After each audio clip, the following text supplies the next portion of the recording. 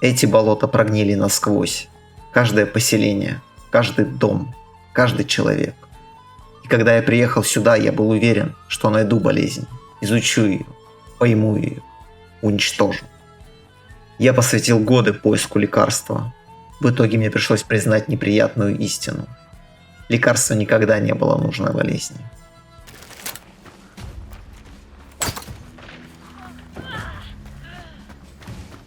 Это дело я пытался отправить в архив уже множество раз. Но каждый раз я к нему возвращаюсь снова и снова. И дело не в том, что оно какое-то кровавое. Это Луизиана. Здесь жестокости достаточно. Скорее, проблема в том, что никто так и не смог сказать, а в какой момент человек заходит слишком далеко.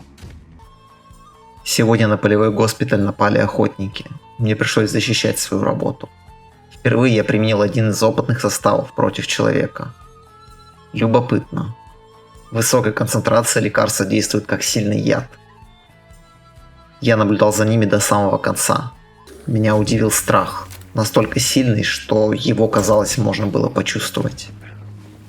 Необходимо повторить наблюдение.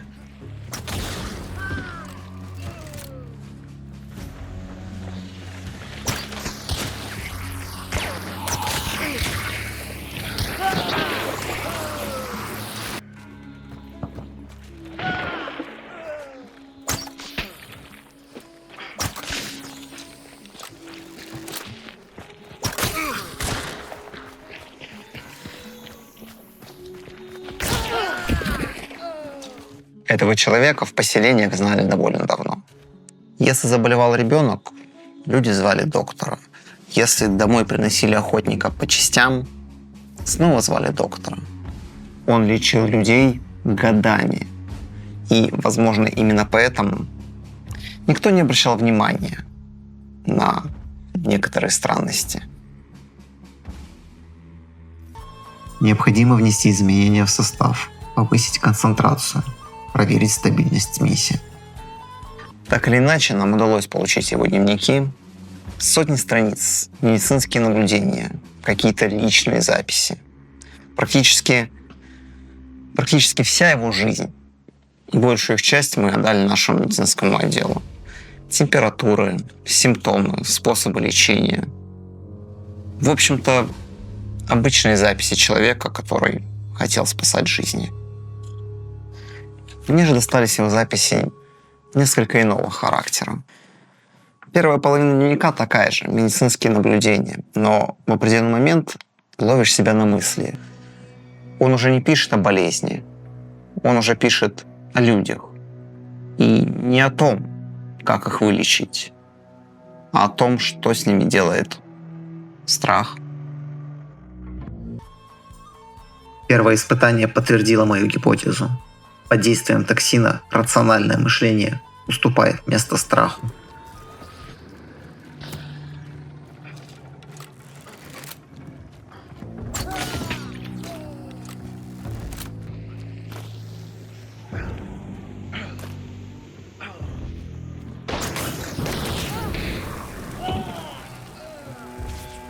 И среди сотен страниц была запись, на которой я впервые остановился. Позже я еще много раз к ней возвращался. Удалось воспроизвести симптомы искусственным путем. Наблюдение дало гораздо больше информации, чем лечение.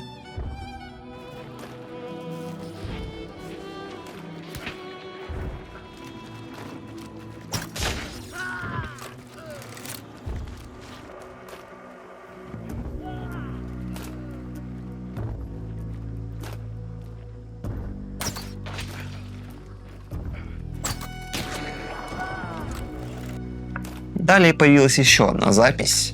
Не знаю, что конкретно доктор здесь имеет в виду,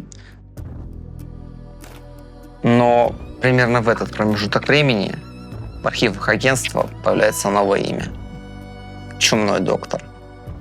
Иногда смерть человека слышно задолго до того, чем видно. Долгое время я считал, что рассказы о Чумном докторе – это всего лишь легенды. Байки, чтобы пугать новеньких охотников. А нам ли с тобой не знать, насколько сильно люди склонны приукрашивать легенды? Поэтому я был уверен, что все это скоро закончится. Будет очередная охота, очередная перестрелка. И вот мы уже найдем труп доктора и закроем это дело. А потом случился Арсенал.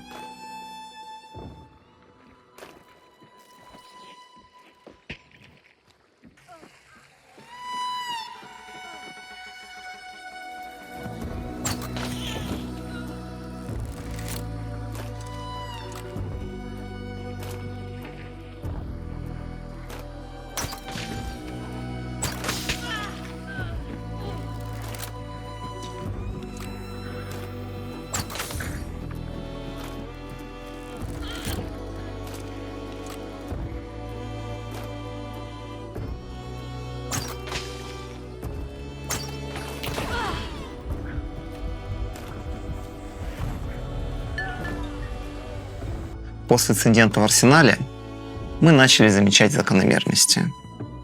Доктор очень часто появлялся в тех местах, где происходило изгнание. А это значит две вещи. Или ему также необходимы деньги, или он ищет скопление людей для своих опытов.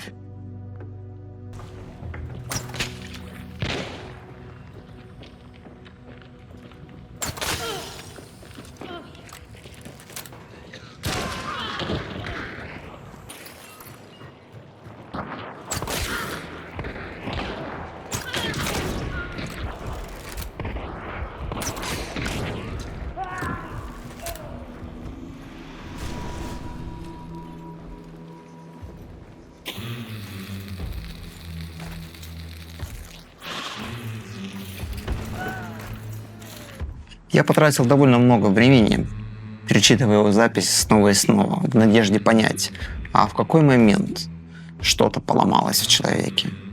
И вот что я тебе хочу сказать. Такого момента здесь нет. Он не сходит с ума за одну ночь, не пишет каких-то громких заявлений на полях. Здесь нет страниц с его откровениями. Просто он становится холоднее. С каждой строчкой, с каждой страницей. Один из субъектов продемонстрировал повышенную устойчивость. Пришлось завершить процедуру вручную.